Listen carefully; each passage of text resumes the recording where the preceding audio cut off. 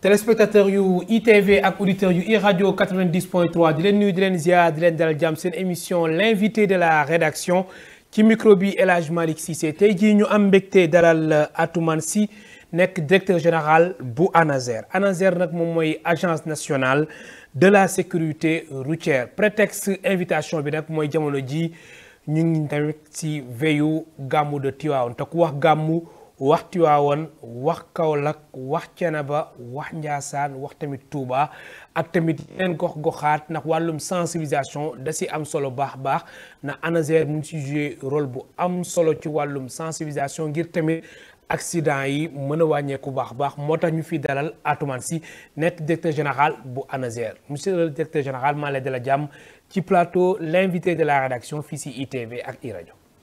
waaw jërëjëf El Hadj Malick Cissé di la gërëm di la sant ci invitation bi di profiter de l'occasion aussi di nuyu tout le personnel du groupe E-Media di ci boole le directeur général Alassane Samba Diop di nuyu aussi suñu mbokk sénégalais yi ñi nga xamante ne ñoo ngi ci biir réew mi ak ñi nekk ci bitim réew comme ni nga ko waxee effectivement ci événement la ñu nekk muy gàmmu nga xam ne ñëpp fépp la ñuy jóge ci Sénégal donc lu ñu naan les déplacements pendulaires dem beeg dikk bi day bari ak oto yi ñi di dem Tivaouane ñi di dem Kaolack Ndiassane fépp ci Sénégal dafa nekk nag événement religieux boo xamante ne comme ni ma ko expliqué sànq nit ñu bëri dañuy dem ci gox-goxaat yi les lieux religieux di wax ne juste pour revenir par rapport ak li nga xam ne moom la ñu jot a def ci màggal bi moom la ñuy wéyal ci gàmmu bi. très bien loolu dañ koy yaatal si bile émission di l'invité de la rédaction waaye mbir bi dañ koy tàmbalee Atoumane Sy directeur général bu ANASER mooy xibaar bi nga xamante ni jot nga ko mooy ñu ngi si période gàmmu de Tivaouane période gàmmu am na ñu nga xamante ni ñu ngi dem Tivaouane ñi dem Kaolack ñi dem Ndiassane Thiénaba ak Touba ak yeneen gox. mais xibaar bu mujj mooy accident bi amaan na tey est-ce que mën nga si ñëwaat. yan information nga si jot am. waaw effectivement ce matin dañ ma yëgal ne am na benn accident bu am ci axe Linguère Matam. Malheureusement juróomi bakkan rot nañ ci. di jaale mbokk ak famille bi nga xamante ne ñoo fi jóge. di ñaan yàlla xare leen àjjana nga xamante ne ñoo ci faatu. di wax ne encore une fois de plus accident de la route du fatalité.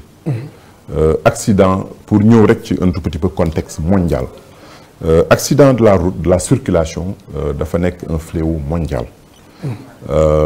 Amul benn réew ci àdduna bi boo xamante ne amul accident de la circulation dafa nekk un fléau boo xamante ne réew bu nekk day am accident.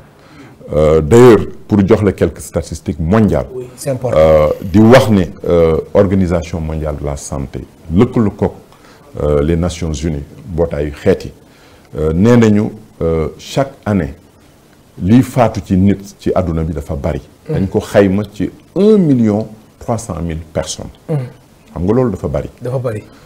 dolli ci aussi ñi nga xamante ne dañ ci am ay gaañu yu tar. Donc dafay représenter 50 millions de personnes. 50 millions par an. loolu si kii bi la. ci àdduna bi yëpp ci àdduna bi yëpp. waaw di ci dolli aussi di wax ne 21 secondes boo compter. 21 secondes am na benn nit buy faatu. ci accident. 21 secondes. 21 secondes. mais loolu c'est trop. non c'est trop c'est un problème de santé publique même. di ci dolli aussi di wax ne. xam nga sànq wax naa ko fi mbirum accident nga xam ne fépp la am ci àdduna bi.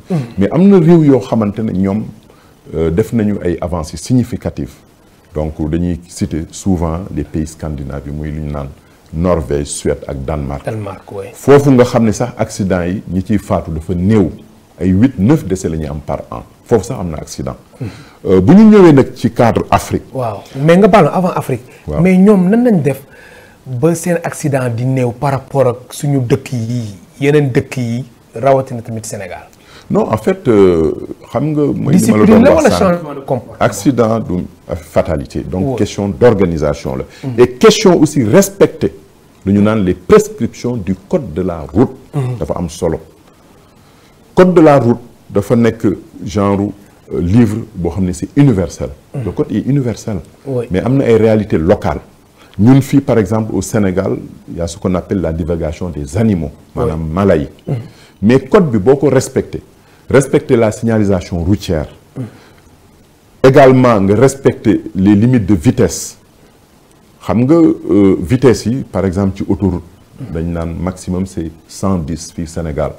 mais am na ci ñoo xamante ne des chauffards ay 150 160 la ñuy daw. te teguñ ko fenn. d'ailleurs daaw màggalu kii Touba 2024 dañ ko constaté ci autoroute bi Ila Touba parce que dañu activé woon lu ñu naan la vidéo verbalisation. mooy contrôle routier automatisé. nga xam ne am na ay chauffeurs yoo xam ne sax dañ leen flashé photo leen à 179 kilomètres à l'heure. lu doy waar donc pour wax ne le loolu lépp def ci bokk maanaam li nga xam ne day indi accident. ñu ñaan excès de vitesse. ñu ñaan dépassement dangereux. ak téléphone au volant. ak lu ñu naan nga xam ne doo mën a téye sa oto. perte de contrôle défaut de maîtrise ou manque de maîtrise du véhicule. yooyu quelques facteurs rek yu ma cité la. di wax ne effectivement lu ci bëri facteurs yooyu mooy indi accident. loolu responsabilité individuelle la. mais loolu responsabilité nit ki la. nit ki di dawal surtout chauffeur bi. parce que chauffeur bi di dawal yow yaa am responsabilité. dawal sa oto. donc yow yaa am responsabilité téye oto bi. oto bi du moom moo lay contrôler mais yow yaa ko war a contrôler. effectivement. di ñëw justement par rapport ak pays yu ma cité. oui donc ñooñu dañ ci farlu. et puis aussi lu ñu naan contrôle sanction. loolu day wàññi accident. et man personnellement je suis pour que ñu gën a renforcer les mesures de contrôle et de sanction pour dissuader. suñu mbokk chauffeurs yi ñi nga xamante ne des fois. dañuy def excès de vitesse. kon da nga ànd que ni sanction yi dañ ko war a gën a durcir. mais dañ ko war a gën a durcir. si ban anam yan sanction yow ngay propose yi nga xamante ne war nañ ko mën a teg ñi nga xamante ne dañuy jéggi yoon. bon sanction yi bari na. xam nga damay ñëw rek di fàttali ne xam nga maanaam affaire accident de la circulation souvent di ñëw ci trois facteurs majeurs yi. oui avant may ñëw ci sanction yi loolu. spécialistes yëpp dañ ci d'accord il y a 3 facteurs de risque majeur d'accidentologie lu ñu naan facteur humain maanaam chauffeur bi di dawal loolu ça représente presque 90% des accidents xam nga oto bi mënul yóbbu boppam kan moo koy yóbbu chauffeur bi di dawal nag excès de vitesse bi du oto moo koy def chauffeur bi moo koy def dépassement bi ma la doon wax léegi chauffeur bi moo koy def téléphone au volant bi chauffeur bi moo koy def loolu lépp dafa bokk ci facteur humain l'erreur humaine bu ñu jógee ci facteur boobu am na bu ñu naan le facteur 2 mooy oto bi loolu ça représente 7% des accidents au Sénégal après facteur oto bi ñu ñëw ci tali bi maanaam infrastructure routière et l'environnement routier ça représente 3% des accidents et bu ñu jëlee 3 facteurs yooyu yëpp fan yi weer yi ak at yu passé mën nañ ko xayma sax durant les 3 dernières années dañu constater que le facteur humain donc ñaari dernier facteurs yëpp dañu leen seppi muy oto bi ak tali bi facteur humain bi muy li gën a indi accident parce que souvent chauffeurs yi duñu teggi seen tànk ci tali bi maanaam wàññi vitesse bi parce que vitesse rek pour expliquer le El Hadj Malick Cissé vitesse bi xam nga ñaata lay représenter ci cause accident ñaata 22%. téeméer boo jël ñaar fukk ak ñaar. vitesse bi ñu jël perte de contrôle ou manque de maîtrise du véhicule ou défaut de maîtrise maanaam yow pour nga téye sa oto problème la loolu aussi dama ciy ñëwaat parce que loolu li koy gën a indi sax ñàkk mën dawal la. ñàkk mën dawal moo tax ñu gën a war a renforcer la formation des conducteurs. am na si loolu sax moo jiitu excès de vitesse bi. manque de maîtrise perte de contrôle xam nga ñaata lay représente 24% des accidents dépassement dangereux bi gis nga fan yi am na ay accidents yu bëri dafa impliquer les dépassements dangereux parce que dépassement dafa nekk lu doy waar lu ñu naan doublé loolu ça représente 17% des accidents fan yi yëpp moom la ñuy dégg et di wax ne booy dépasser da nga war a xool exactement bu fekkee ne conditions yëpp réunir nga pour nga dépasser. parce que dépassement encore une fois de plus dama ko fii répéter ay règle de dépassement boo koy def c'est par la gauche mais pas par la droite mais am na ci bëri ci droite la ñuy dépasser et puis balaa ngay dépasser dafa war a fekk mu am ay rëdd ci tali bi moom la ñu naan ligne discontinue. Effectivement. et pas ligne continue. Oui. et balaa ngay dépasser aussi man dama ko gis kenn nettaliwu ma ko am na ci ñoo xamante ne seen rétroviseur intérieur ak extérieur rek la ñuy xool. c'est normal maanaam war nga ko xool. pour xool sa oto bi nekk ci ginnaaw ndax sori na distance bi ak aussi ki nga xam ne moo ngi ñëw sa kanam sens inverse. mais loolu doyul. loolu doyul da nga war a def lu ñu naan sa angle mort. c'est-à-dire que nga tourner sa bopp nii à 90 degrés. pour xool exactement oto bi nekk sa ginnaaw ndax sori na. wala sori balaa ngay def sa intention génn. très bien mais ñu ci bëri. oui intérieur extérieur rétroviseur rek la ñuy xool génn. loolu mën nga indi ay jee di wax ne. surtout ñi nga xamante ne suñu mbokk chauffeurs yi. dawal oto yu mag yi.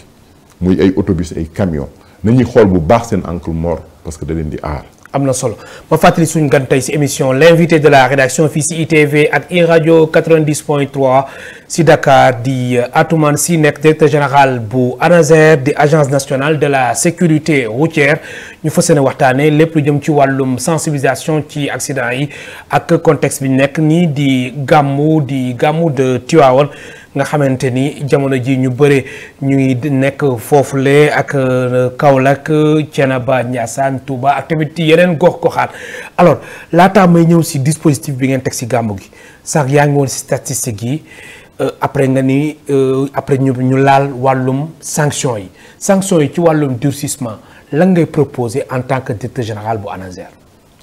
bon en fait di wax ne xam nga nguur bu bees. comme de yéen a ngi wax di def lu nekk.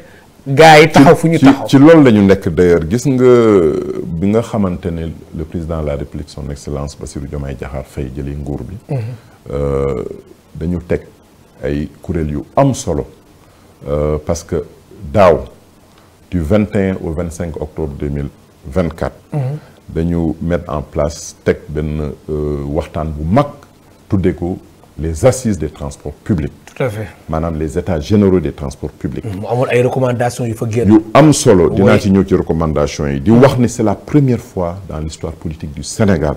ñu teg jéego yooyu assises yooyu. am nañ fi ay assises de la justice ay assises de l'éducation nationale. mais assises du transport bi loolu mooy won ne nguur bi dañu taxaw temb jéem a développer le secteur du transport et également jéem a xool nan la ñuy ut ay saafara. pour xeex accident yi. très bien mais recommandations yi fa génn est-ce que ñu ngi koy doxal jamono ji. recommandations yi ñu ngi ci waxtaan. et incha allah dinañ ko appliquer à la lettre. et ci biir assises yooyu dafa am benn pàcc boo xam ne dañ ko jagleel transport ak sécurité routière. di ñëw ci mbirum sanction yi. oui parce que xam nga dafa am benn code de la route bu bees. ñu naan le code de 2022. du yàgg. partie législative bi adopté nañ ko ba pare. à l'Assemblée nationale en avril 2023 donc partie réglementaire bi moo des. et ci biir partie réglementaire bi dafa am ay pàcc yu am solo yi nga xam ne dañ ko jagleel le renforcement du contrôle et de la sanction. et di ci boole d'ailleurs barki démb rek suñu ministre de tutelle mi nga xam ne mooy Yankhoba Diémé. dañu àndoon ak moom Tivaouane. et juste. avant ñuy dem Tivaouane dañu jot a visiter le centre de commandement de la surveillance routière bi nekk Thiès. di wax ne par rapport au contrôle et à la sanction dañuy activer actuellement ci phase test la ñuy démarrer certainement demain bu neexee yàlla lu ñu naan la vidéoverbalisation. le contrôle routier automatisé nga xamante ne ay caméras de surveillance ay radar mooy nekk ci autoroute Ila Touba di surveiller la vitesse des véhicules. et pour wax la ne keroog bañ fa demee. juste pour jox la quelques exemples rek si phase test la ñu nekk. matérialiser guñ ko encore. mais am na ci ñoo xamante ne ay oto ay chauffeurs yu doon daw lu mat ay 140 150 kilomètres à l'heure. te ñaata nañu waroon daw. normalement 110. c'est la vitesse maximale sur l'autoroute. 110 am na ci ñoo xamante ne aussi des chauffeurs ñi nga xamante ne takkul ñu seen ceinture de sécurité. loolu duma tàyyi di ko wax ceinture de sécurité moom la ñuy wax dispositif de retenue. daf lay aar de 50% du risque d'être éjecté bu fekkee ne accident am na. lu doy waar la donc Sénégal nag man duma tàyyi di ko wax dama koy répéter tout le temps nit ñi foog ñuy am culture aussi bien muy chauffeur bi ki nekk ci oto bi ak passager bi nekk à droite ak passager yi nekk ci ginnaaw. il faut ñuy am habitude di takk seen ceinture de sécurité. dafa nekk geste boo xam ne bu simple réflexe bu simple 5 secondes nga takk ko. su ko defee jéem soo amee daal mën na la protéger. doo génn si oto bi doo génn oto bi moom la ñuy wax naan éjecté. effectivement dafa am solo. donc di wax ne ci mesures yooyu la ñu jëm. bien sûr renforcer le contrôle automatisé parce que auparavant xam nga les agents de la paix muy nos amis les forces de défense et de sécurité. oui bu ñu la doon interpeller nga def benn infraction dañ lay verbaliser jox la benn papier nga dem au niveau des services compétents nga fay ko. mais maintenant avec la vidéo-verbalisation. bu ñu la flashé ak vitesse bi ngay daw xam nga loolu mënuloo ko contester. dañ la koy envoyer nga dem fay ko. loolu des preuves à l'appui la. c'est la digitalisation. oui des preuves à l'appui. pour nga contester ko day jafe. donc ci loolu la ñu jëm et di dolli aussi beneen mbir surtout par rapport aux mesures dissuasives. surtout par rapport au contrôle et la sanction notamment les sanctions xam nga lu ñu naan les amendes forfaitaires maanaam automobilistes yi nga xam ne dañu def infraction montant bi ñu war a fay xam nga actuellement le montant le plus élevé c'est 6 000. mais dañu nekk actuellement ci ay waxtaan pour yokk ko. ba ñaata. ñoo ngi ciy waxtaan mais xam naa ne certainement dina génn mais dañ ko war a gën a corser relever augmenter le montant des amendes forfaitaires parce que c'est dissuasif. am na solo dafa am solo. am na solo alors li ñu desee si ay simili tax ko bëri noonu mu nekk pàcc gu am solo gi nga xamante ne dañ ko jagleel wàllum sensibilisation ngir tamit accident yi tamit nit ñi bàyyi ko xel mu mën a wàññeeku bu baax a baax si réew mi alors ANASER yan matukaay ngeen teg ngir gàmmu bi maanaam yan dispositif ngeen teg ngir vraiment mu ngi am couverture gu am solo matukaay yu am solo ci wàllum gàmmu gi mu jëm ci wàllum sensibilisation wàllum prévention wàllum tamit lépp li nga xamante ni ñii di dawal ak usagers yi war nañ ko mën a bàyyi xel baax a baax ba ñu mën a dem gàmmu si jàmm dellu seen fu ñu jógee si jàmm. waaw jërëjëf El Hadj Malick Cissé ci question bu am solo nga posé. di wax ne ANASER dafa lëkkaloo toutes les structures du MITA. maanaam le ministère des infrastructures et des transports terrestres et aériens parce que suñu ministre de tutelle nga xam ne mooy Yankhoba Diémé moo ñu jox ay ndigal. depuis avant Magal Touba ñun ñëpp dañu lëkkaloo def ce qu'on appelle la synergie des actions. pour d'abord garantir la sécurité des usagers et assurer la fluidité de la circulation. moo tax depuis plutôt Magal bi structure yëpp. ku nekk wàll bi nga nekk da ngay def le nécessaire pour jéem a jëmal loo xamante ne ministre moo ko santaane. donc boo xoolee par exemple même concernant les voyageurs ñi nga xamante ne dañuy jël par exemple train bi donc à partir des gares de Thiès Tivaouane ak Dakar day am ay départ yoo xamante ne chaque jour donc nga xam ne pèlerins yi dañ leen di yóbbu partout au Sénégal surtout ñi nga xamante ne fële lañ jëm Tivaouane. am na ci ñoo xamante ne mënuñu jël raay bi Dakar dem dikk daf leen yombaleel mbir bi. donc chaque jour dina am ay départ yoo xamante ne Dakar lay jógee pour dem Tivaouane. wala tey rek defal nañ si lu am solo la ADS aussi les autorités du Sénégal. dañu yombaleel mbir mi parce que les gares de péage yu ci bëri dañ koy ubbi. et aussi ci toujours ci autoroute bi xam nga autoroute bi am na ay aires de repos. donc ci aire de repos yooyu day am lu ñu naan des villages de sécurité routière. lu am solo la yooyu dafay am ay ndawu ANASER lëkkaloo ak yenn association de mécaniciens de dépannage aussi pour sensibiliser suñu mbokk chauffeurs yi ñu gën a am ay comportement yu baax a baax a baax et ñun au niveau de l'ANASER depuis ba avant Magal de Touba bi ñoo ngi ci terrain bi. ay ndawu ANASER lëkkaloo les forces de défense et de sécurité def ay opérations de contrôle routier mixte. ak ay campagne de sensibilisation des caravanes de sensibilisation. donc keroog rek le 30 bi dañu demoon Tivaouane. waxtaan ak suñu mbokk chauffeurs yi pour ñu gën a am ay comportement yu baax ci tali bi maanaam par rapport ak vitesse bi téléphone au volant lu ñu naan sonde aussi la fatigue au volant. et surtout mbirum ceinture de sécurité du ma taay di ko wax ak suñu mbokk aussi dawal ko tous les 2 roues. cak-cak ak Jakarta du ma taay di ko wax tout le temps ñu ngi leen di sensibiliser ñuy sol casque. casque dafa am solo. gis nañ ko sax ci màggal bi amoon na ay accidents yi nga xamante ni 2 roues yi ñoom bokkoon nañ ci lu bëri. effectivement et d'ailleurs pour wax ne 2 roues yi ñoom ils ont payé le plus lourd tribut. tout à fait. et ci ñoom rek am na fukki nit ak ñett yu ci faatu. et xam nga lan moo ko indil ñu ci bëri apparemment d'après les informations yi ñu jot ñi nga xamante ne dafa jóge au niveau de la brigade nationale des sapeurs-pompiers. sur le terrain ñi nga xam ne dañu décédé sur le coup ñu ci bëri solo ñu woon casque.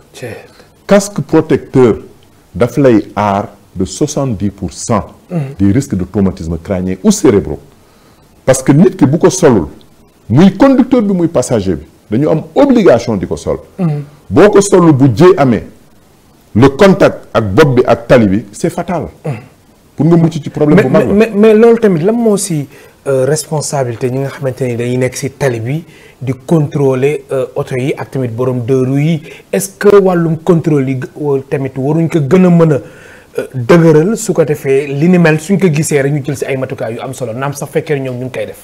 non li nga wax dëgg la c'est vrai que war nañu gën a renforcer le contrôle mais aussi di wax ne di jaajëfal suñu mbokk takk der yi les forces de défense et de sécurité les FDS ñun dañuy liggéey ak ñoom muy police muy gendarmerie ñoo ngi def liggéey bu am solo boo génnee fii léegi di nga gis ay checkpoint partout partout di wax ne aussi ñoom mënuñu nekk derrière chaque automobiliste derrière chaque Jakarta wala Jakarta mënul nekk kon lii day revenir ci responsabilité individuelle bu ñu mais wax justement affaire bi moi je dis que xam nga accident du fatalité nit ku nekk moo war a jël sa responsabilité individuelle et collective tout à fait ñun à un certain moment même man je dis que souvent on a des problèmes avec la route parce que am na yenn comportement yi ngay gis ci tali bi c'est pas normal c'est pas normal am na ci ñoo xamante ne xoolal nos jeunes frères Jakartaman souvent dépassement yi ñuy def di faufiler wu entre les véhicules ñu ci bëri du ñu respecte code bi lu mu wax c'est vrai que et d'ailleurs di profiter de l'occasion di wax ne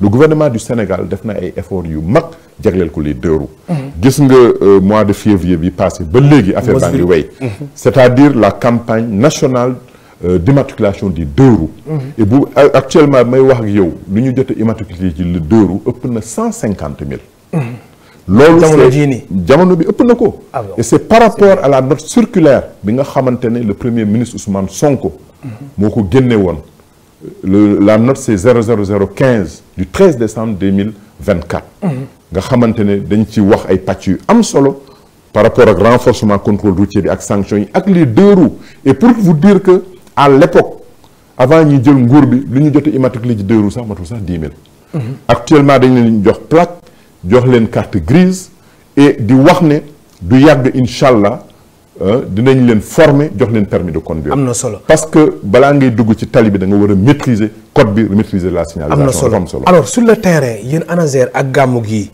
déjà seen équipe ñu ngi Tivaouane Kaolack Thiénaba Ndiassane Touba. suñu équipe yi ñoo ngi partout. très bien au Sénégal partout. di profiter de l'occasion. mais da ngeen di renforcer quand même fi nga xamante ni foofu la gàmmu gi di amee.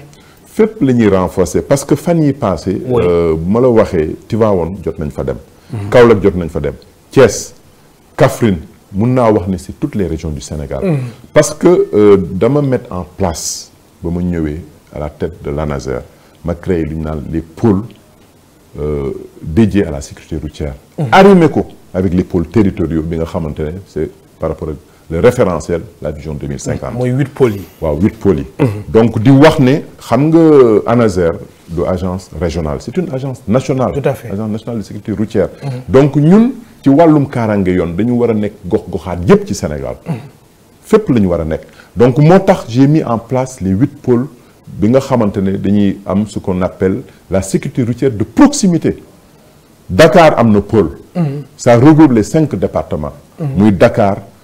Pikine Guédiawaye Rufisque Keur Massar et ci biir Dakar dañu am ñaari pàcc yoo xam ne dañ ko jagleel par rapport ak pôle yooyu am na benn pàcc boo xamante ne ñoom dañuy liggéey ci wàllum gaaru ceer yi dañuy dem ci suñu mbokk chauffeurs yi di leen sensibiliser di leen informer pour ñu am ay comportement yu baax am na beneen section boo xamante ne ñoom dañuy dem ci école yi waxtaan ak suñu doom yi suñu élèves yi suñu frères yi pour ñu am ay éléments de base par rapport à la sécurité routière maanaam nan la ñuy traverser les passages piétons devant un stop aussi nan la ñu war a comporter wu loolu dafa am solo bu ñu jógee ci pôle Dakar bi nga may ma rek ma citer les 8 pôles dafa am solo lool parce que dafay jouer un rôle déterminant par rapport ak la sécurité routière ñu ñëw ci pôle Thiès dafa regrouper le département de Thiès Tivaouane ak Mbour foofu aussi ay ndaw ANASER ñoo ngi foofu bu ñu jógee ci pôle Thiès bi ñu dem centre ku wax centre mooy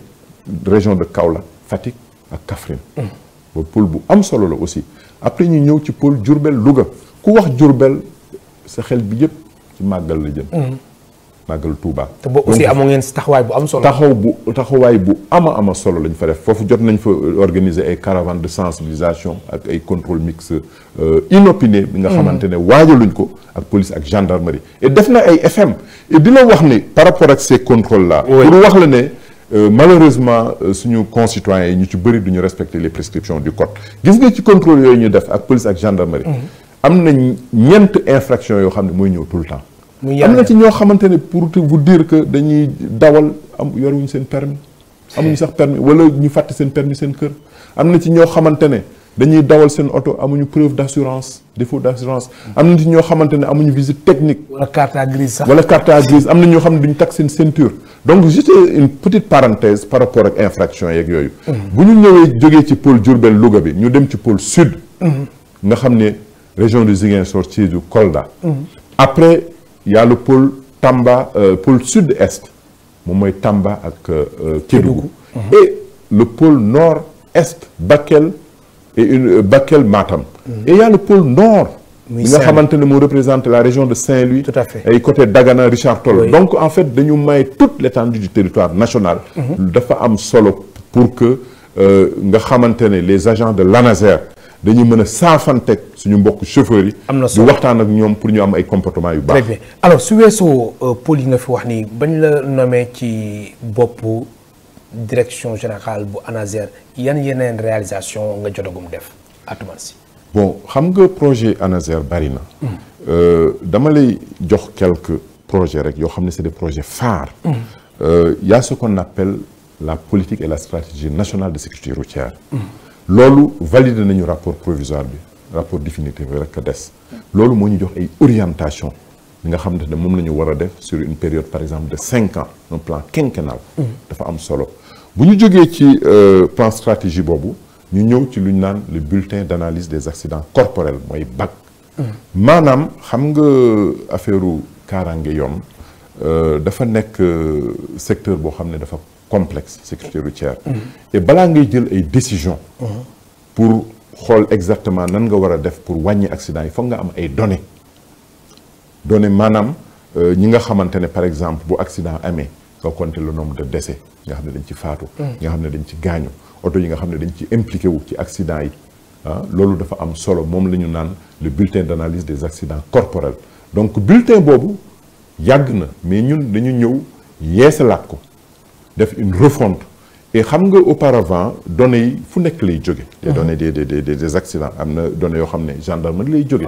am na yoo xam ne police am na yoo xam ne les brigades nationales de sapeurs-pompiers am na yoo xam ne les services de santé maintenant dañuy am un système de données harmonisé boo xam ne ay données communes la donc dina nekk loo xam ne c'est un outil d'aide à la décision loolu c'est un projet qui est extrêmement important donc pratiquement li ci des sax bëreetul la plateforme sera bientôt fonctionnelle bu ñu jógee ci BAC ñu ñëw ce qu'on appelle l'audit et l'inspection de l'infrastructure routière maanaam saytu tali bi pour xool par rapport ak yenn erreurs yi ñu jëm ko corriger et am na benn tronçon boo xamante ne dañ fa def benn audit ak inspection muy sur 86 kilomètres l'axe Koungheul-Kaffrine def nañu rapport bi ba pare léegi li ci des rek mooy corriger ko. am na solo et actuellement aussi di wax ne ñoo ngi actualiser. ñoo ngi ci benn projet bu am solo pour actualiser l'audit national de l'infrastructure routière. loolu dafa am solo. si ngeen nekk jamono ji ci la ñu nekk jamono bi. très bien et aussi di wax ne par rapport ak contrôle routier automatisé plutôt kii bi mu tudd sax les contrôles routiers mixtes. loolu aussi dafa nekk ci suñu projet bu mag et depuis très longtemps ñoo ngi koy def. ci Sénégal bi yëpp. parce que loolu dafa nekk aspect bu am solo par rapport ak sànq. am na solo alors en une minute rek ngir ñu jeexal waxtaan bi sànq yaa ngi doon wax statistiques yi sur le plan mondial mais Afrique ak Sénégal yan données nga si am ci wàllum statistique par rapport ak accident yi ndax lii yëpp dafa bokk si sensibilisation bi. waaw non effectivement d'ailleurs sax c'est vrai xam nga Sénégal malheureusement les statistiques sont alarmantes. et di wax ne.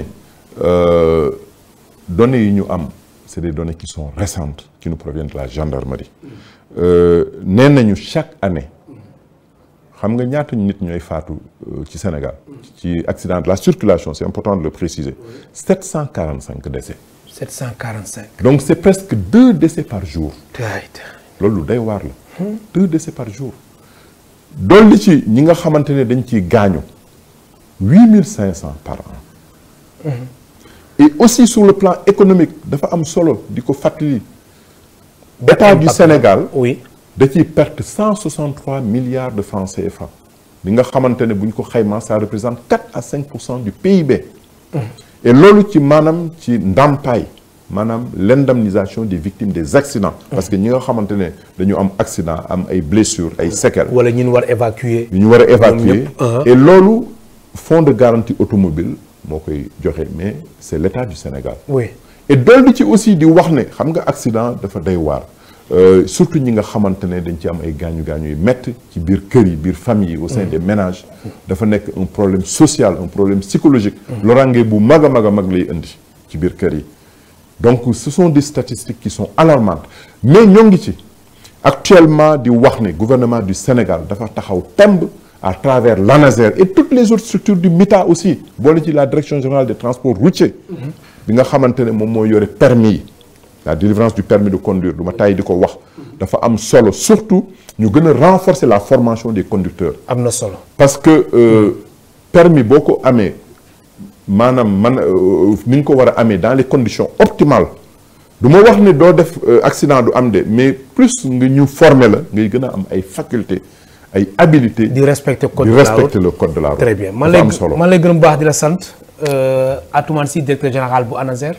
waaw di la gërëm aussi bu baax a baax ci invitation bi di profiter de l'occasion comme ci gàmmu la ñu nekk di ñaax encore suñu mbokk chauffeurs yi surtout ñuy respecter les prescriptions du code de la route maanaam respecter les limites de vitesse permises dafa am solo les dépassements yi ñu koy éviter les dépassements dangereux téléphone au volant du ma tàyyi di ko wax ñuy éviter di téléphoner dawal mënul jàpp ñaari mbir suñu mbokk Jakarta ak cag-cag yi nañuy sol seen casque ak ñi nga xamante ne dañ leen supporter les passagers aussi nañuy sol seen casque et aussi ci jamono nawet lañ nekk gis nga fan yi passé am na ay accidents yu bëri nawet bi à cause de la précipitation parce que ku wax nawet wax taw bu bari bu fekkee ne da nga nekk ci autoroute wala ci route nationale da ngay war a wàññi sa vitesse buy taw il faut nga adapter sa conduite en fonction des conditions climatiques dafa am solo. am na solo waaw di la gërëm bu baax di la sant tey suñu gan si émission l'invité de la rédaction fii si ITV